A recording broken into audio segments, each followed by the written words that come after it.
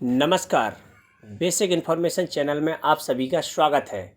तो आज हम चर्चा करने जाएंगे भारत के भूगोल में गंगा नदी तंत्र के बारे में। तो गंगा नदी तंत्र एक महत्वपूर्ण टॉपिक है जिसके बारे में जानकारी होना बहुत ज़रूरी है। अक्सर परीक्षाओं में इससे प्रश्न बनते रहे हैं। तो गंगा नदी तंत्र को हम पहले समझने के लिए पहले ये देख लेते गंगा नदी निकलती कहाँ से है। तो ये भारत के नक्शे में हम देखेंगे, ये उत्तराखंड के, ये देखिएगा उत्तराखंड यहाँ से निकलकर ये उत्तर प्रदेश होते हुए बिहार थोड़ा सा हिस्सा झारखंड में जाता है और पश्चिम बंगाल में जाएगा। इसके बाद बांग्लादेश में प्रवेश कर ये बांग्लादेश में गिर जाती है, जहाँ पर एक बहुत बड़ा सुंदरबन डेल्टा का निर्माण करती है, जो विश्व का सबसे बड़ा सुंदरबन डेल्टा है।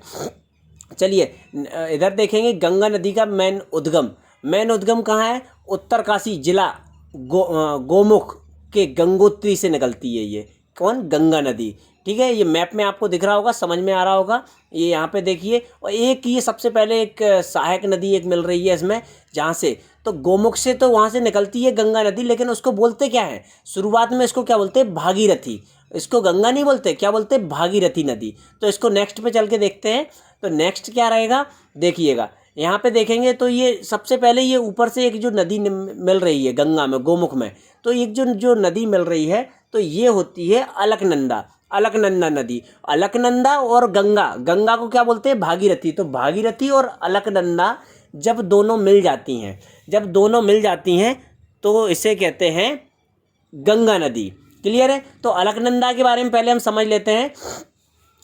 नेक्स्ट चलेंगे तो यहाँ पे देखिएगा अलकनंदा कुल 5 नदियों का संगम होकर चलती हैं। तो जैसे कि आप देख रहे हैं मैप में, तो ऊपर देखिए गंगोत्री से तो ये कौन सी निकल रही है? भागीरथी नदी। यमुनोत्री से कौन सी निकल के जा रही है? यमुना नदी। ठीक है, केदारनाथ से कौन सी निकल के जा रही है? मंदाकिनी नदी।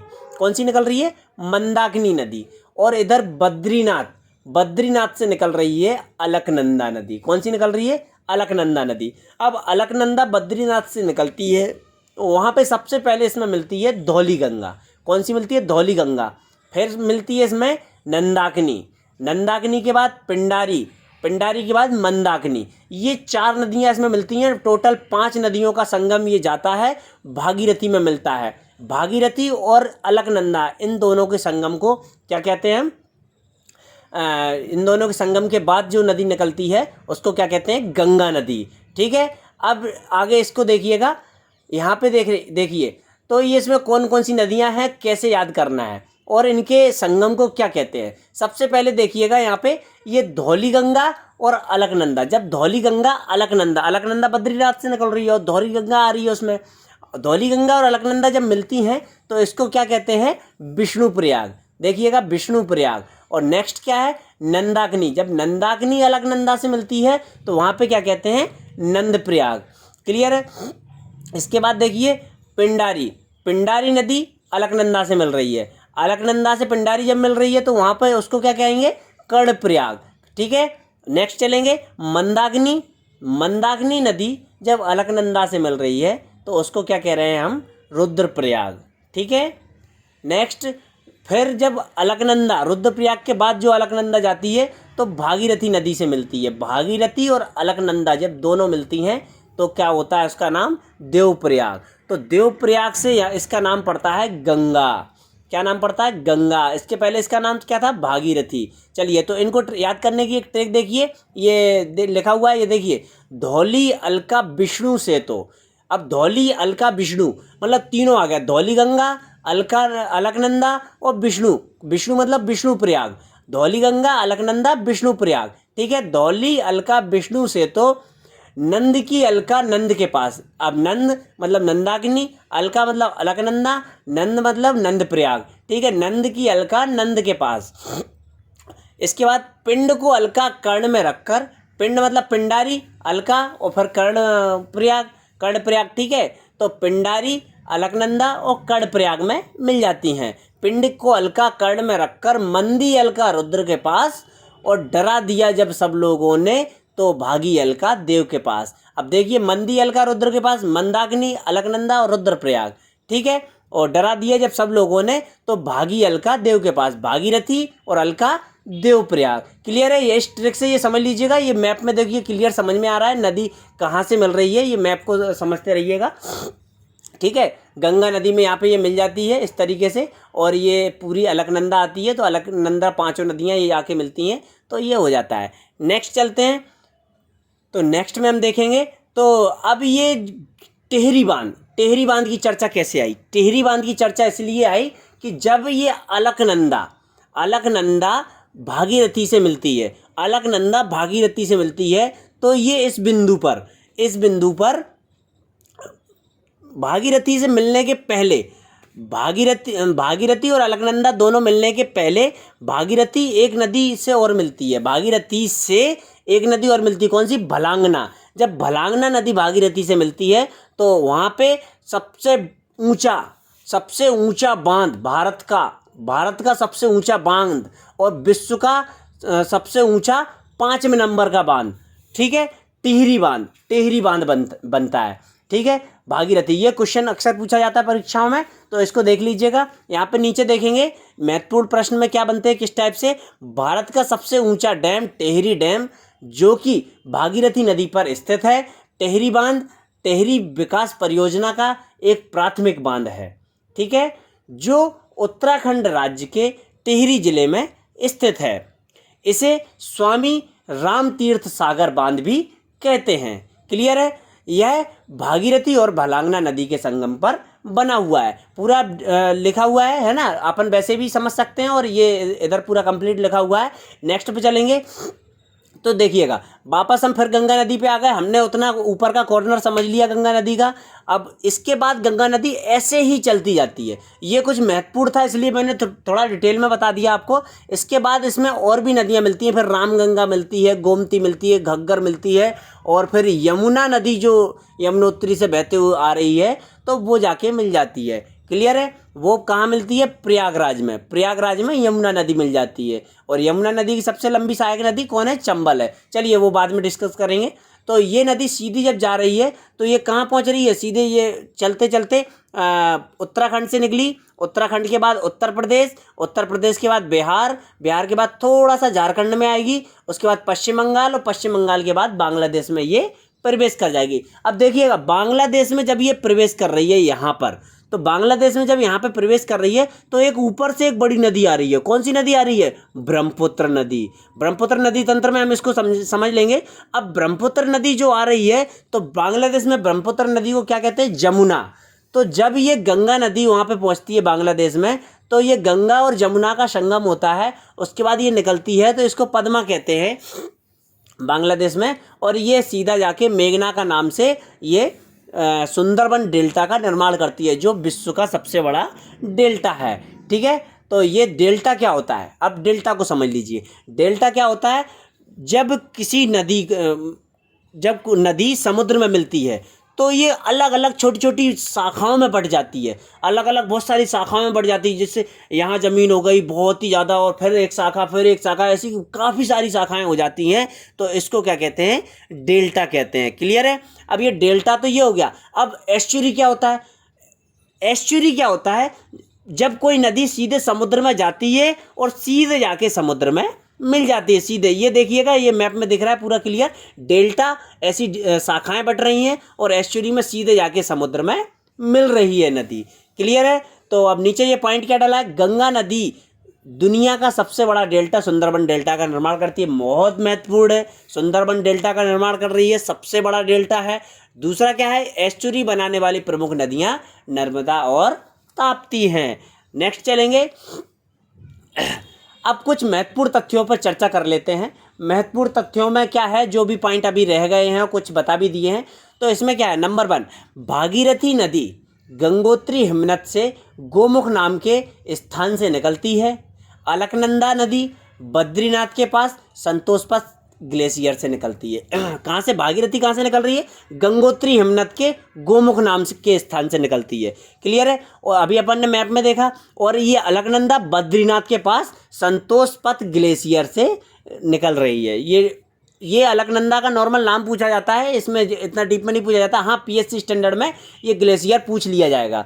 चलिए नेक्स्ट चल रही है, देवप्रयाग में अलकनंदा और भागीरथी नदी मिलती है देवप्रयाग में। अभी मैंने बताया अलका भागी देव के पास, ठीक है। ट्रैक याद रखिएगा, ट्रैक में बहुत अच्छा, मतलब बहुत अच्छे तरीके, कभी नहीं भूलेंगे। तो देवप्रयाग में अलकनंदा भागीरथी नदी मिलती है, वहाँ से उसे गंगा नदी नाम से जाना जाता है। क्लियर है? तो वहाँ से उसे क्या, किस नाम से जाना जाता है? गंगा नदी नाम से। चलिए ये भी क्लियर है, हमने पहले ही बता दिया। नेक्स्ट चलेंगे देवप्रयाग। देवप्रयाग से पहले अलकनंदा नदी में पंचप्रयागों, सभी उत्तराखंड में है जो अलग अलग नदियाँ मिलती हैं। ये भी मैंने आपको पंचप्रयाग बता दिया, पांचों नदियाँ बताई। अभी पूरा डिस्ट्रीब्यूटरी कौन कौन, अलकनंदा में कौन कौन सी मिल रही हैं, सारी नदियाँ ट्रिक वाइज याद भी करा दी आपको।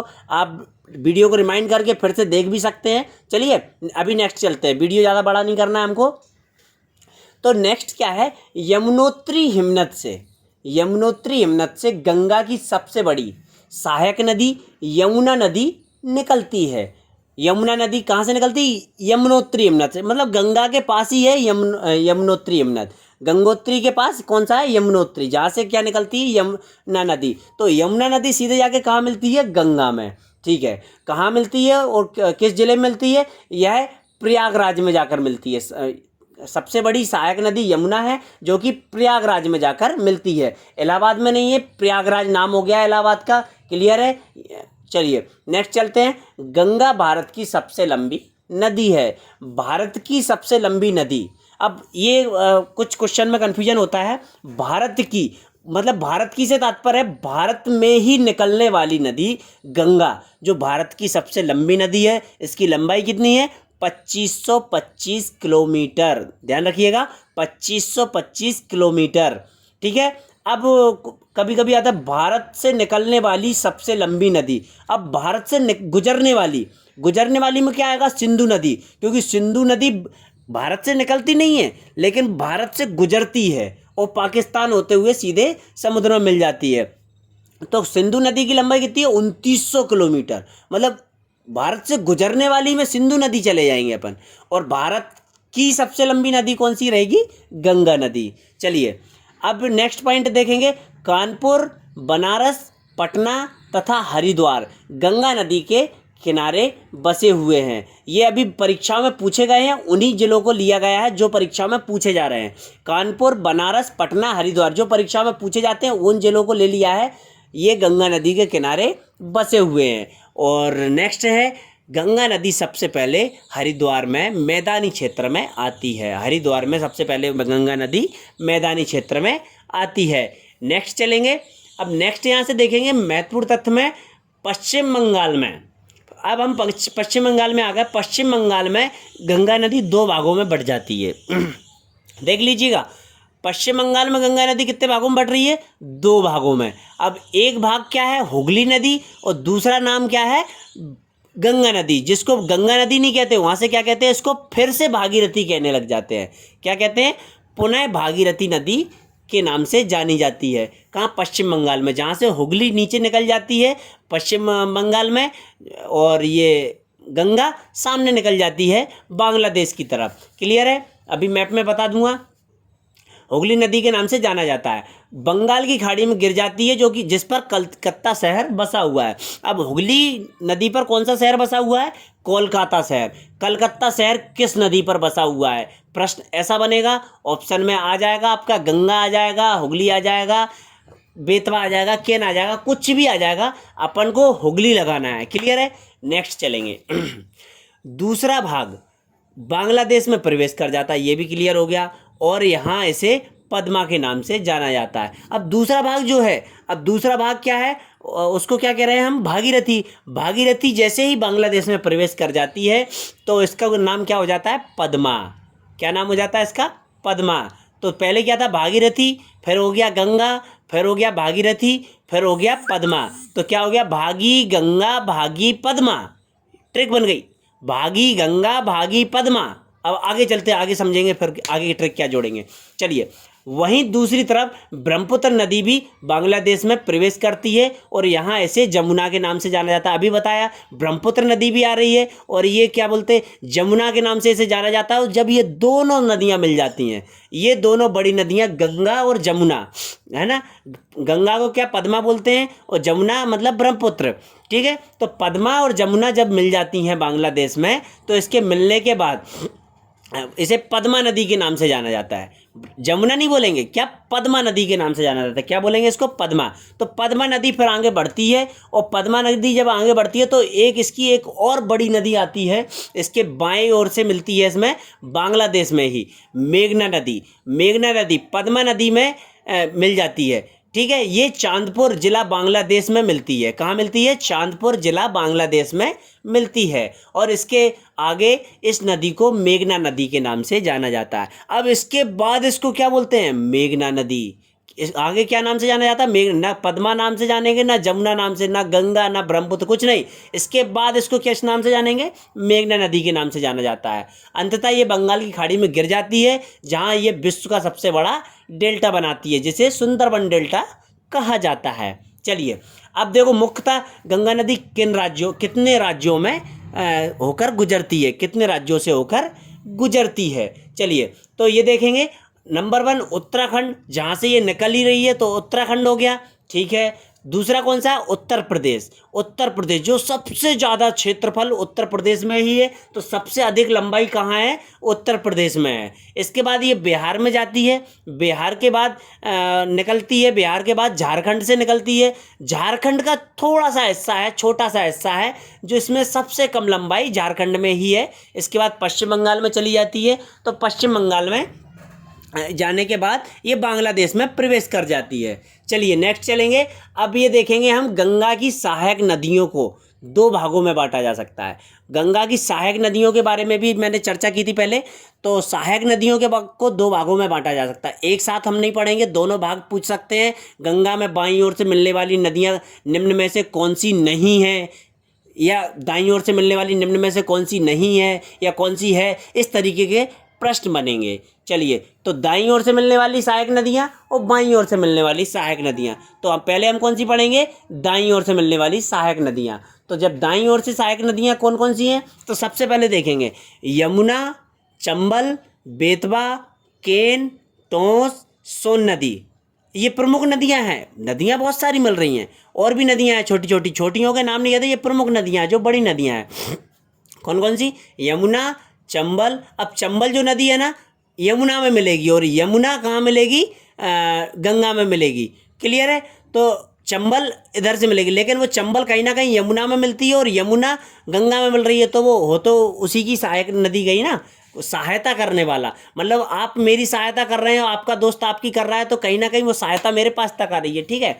चलिए, यमुना, चंबल, बेतवा, केन, टोंस और सोन नदी, ये गंगा में दाईं ओर से मिलने वाली सहायक नदियाँ होती हैं, ठीक है। मैप में समझ लीजिएगा, मैप देख लीजिएगा।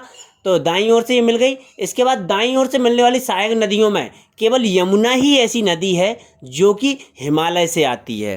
दाईं ओर से जो नदियाँ मिलती हैं उसमें केवल यमुना ही ऐसी नदी है जो कि हिमालय से निकलती है। बाकी सभी नदियाँ प्रायद्वीप पठार से आती हैं, प्रायद्वीपी भारत से निकलती हैं। चलिए नेक्स्ट है, यमुना गंगा की सबसे बड़ी सहायक नदी है। यमुना गंगा की सबसे बड़ी सहायक नदी भी है। चलिए दूसरा क्या है यमुना के बारे में, दिल्ली और आगरा। दिल्ली और आगरा ये यमुना नदी के किनारे बसे हुए हैं। चलिए नेक्स्ट, चंबल, बेतवा एवं केन सीधे गंगा में न मिलकर पहले यमुना में मिलती हैं, फिर यमुना गंगा नदी में मिल जाती है। कौन कौन सी, चंबल, बेतवा, केन, अभी बताया मैंने। केन ये सीधे गंगा में ना मिलकर पहले यमुना में मिलती हैं, फिर यमुना गंगा नदी में मिल जाती है।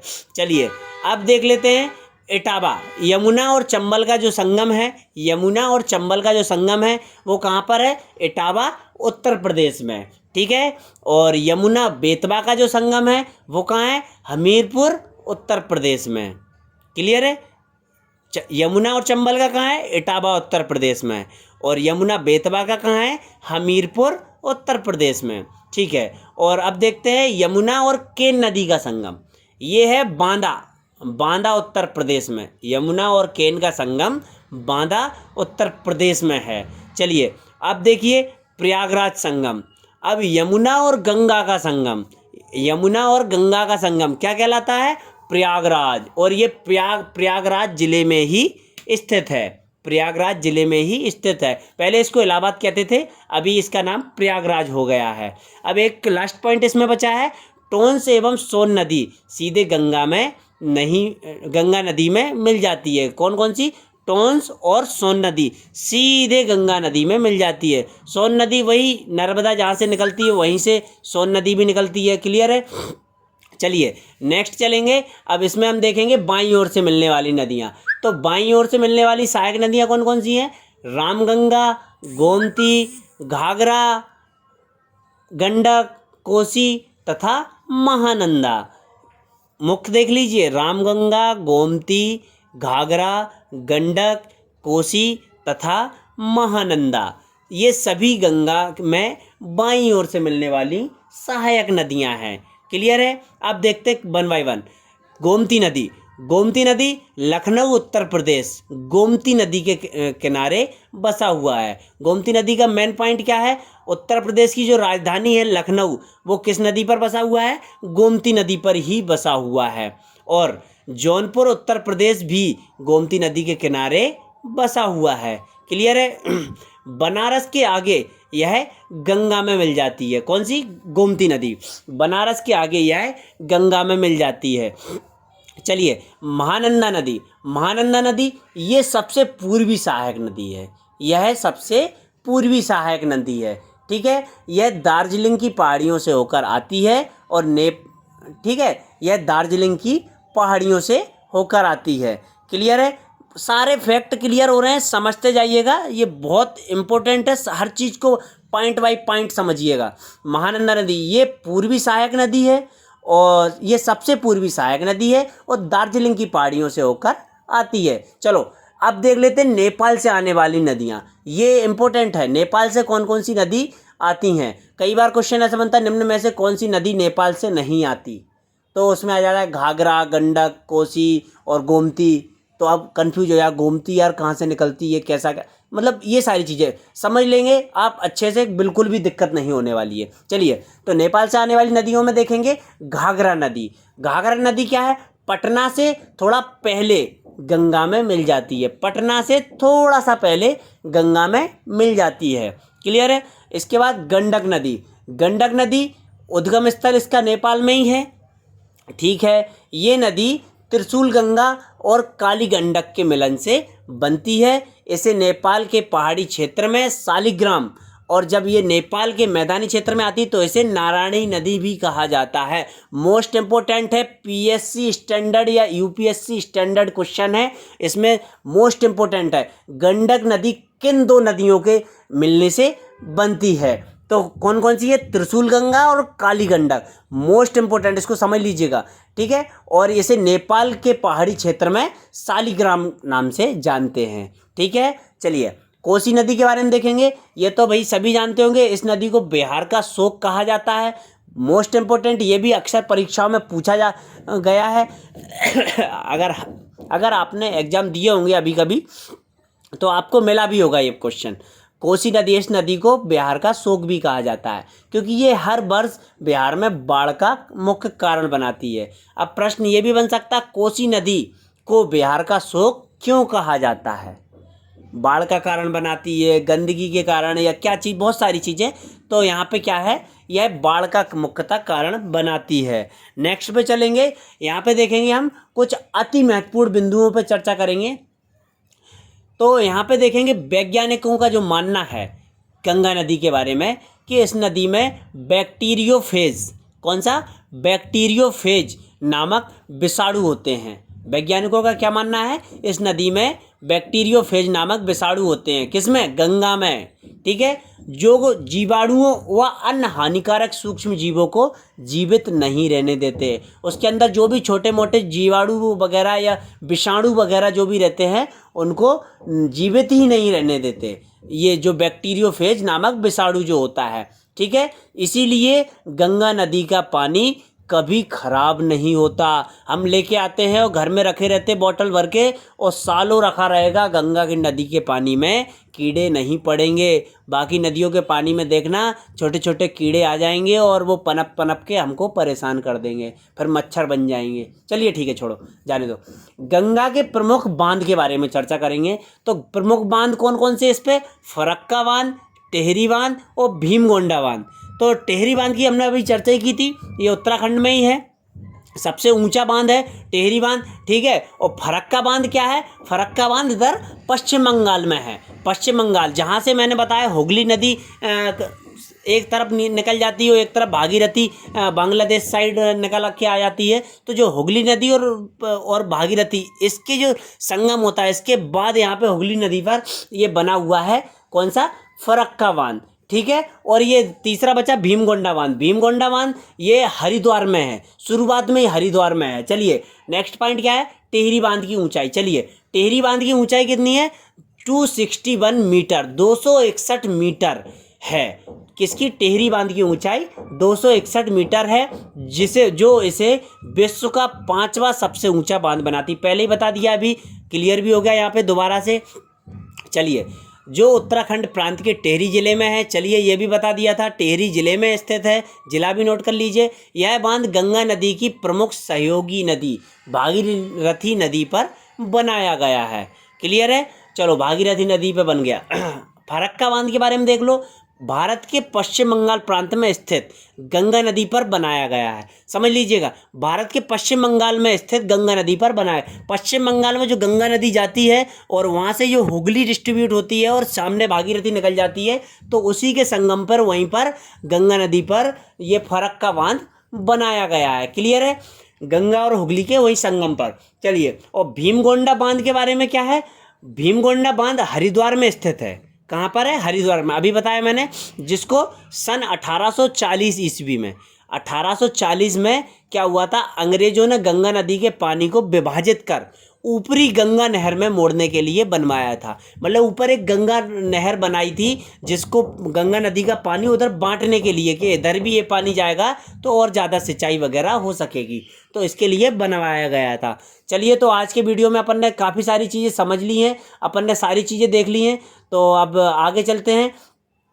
अब अगले वीडियो में मिलेंगे हम, जिसमें हम आज की वीडियो में छूटे हुए कुछ बिंदुओं पर और चर्चा करेंगे। जो भी बिंदु छूटे हुए हैं उनको और मैं अगले प्रश्नोत्तरी के माध्यम से आपको बता दूंगा। तो किसी प्रकार का गंगा नदी तंत्र से आपको समस्या नहीं आने वाली है। तो आज के वीडियो में इतना ही। धन्यवाद। और वीडियो को लाइक, शेयर, सब्सक्राइब जरूर कर दें, ताकि अन्य भाइयों तक भी ये वीडियो पहुँच सके। क्योंकि आपके लाइक से, एक लाइक से आपका कुछ नहीं जाता, बाकी हमारा मनोबल बहुत ज़्यादा बढ़ता है। ठीक है, तो प्लीज़ वीडियो को लाइक ज़रूर करें। धन्यवाद।